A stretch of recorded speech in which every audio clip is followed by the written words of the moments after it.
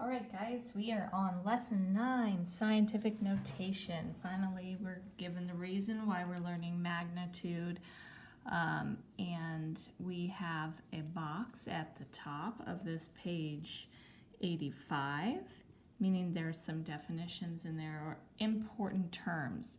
A positive finite decimal s is said to be written in scientific notation if it is expressed as a product d times 10 to the nth power, where d is a finite decimal, so that 1 is less than or equal to d, which is less than 10, and n is an integer.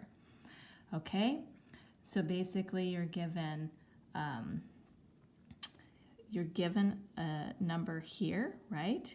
D is a finite decimal, so it cannot be irrational, times, and then you have to have that 10 there, raised to an n power, which is an integer. Okay, so that's what you're looking for scientific notation. The integer n is called the order of magnitude of the decimal, so it tells us how big or how small. Based on the previous lessons, I think that makes sense. Okay, so exercise 1, we are basically just given a series of examples that ask, are the following numbers written in scientific notation? If not, state the reason.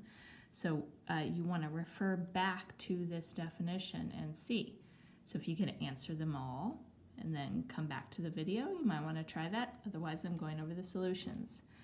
So this one is yes. This one is no, because this is an addition sign, and we need a multiplication. It's got to be a product. It's like tricky. It's trying to trick you. Okay, and this one is no, because d, that first number, remember, has to be it has to be greater than 1, so d is less than 1 right there.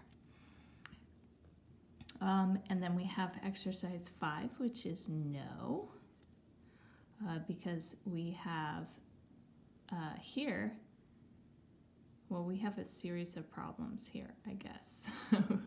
So we have, we're not multiplying by a 10, we're multiplying by a 5. So it should be d times 10 to the n, and you're given a 5. So that's one of the reasons why it is not going to work. The other reason is that d has to be between 1 and 10. So that should be between 1, or I just will say d, right? And 10. So it's got to be greater than or equal to 1 and less than 10, not greater than 10 like 18. Okay, that was a messy one. And then this one is a yes. And this one is a yes. Okay. So on the next page, you guys are given a big problem. It is showing the table below shows the debt of the 3 most populous states and the 3 least populous states. So it gives you the debt in dollars and the population of them. What I would like you to do or try to do, and I'm going to do the same thing, is to pause, or the video is about to end. At the beginning of the next video, you're going to see that I've written every single one of these numbers in scientific notation.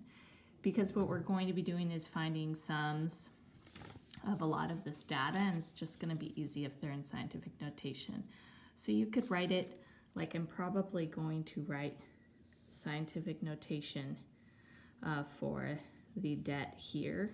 Like I'm just creating another column, and then the scientific notation for the population over here. Okay? All right, so I'm stopping the video, and then on video 2, we'll be able to start this problem.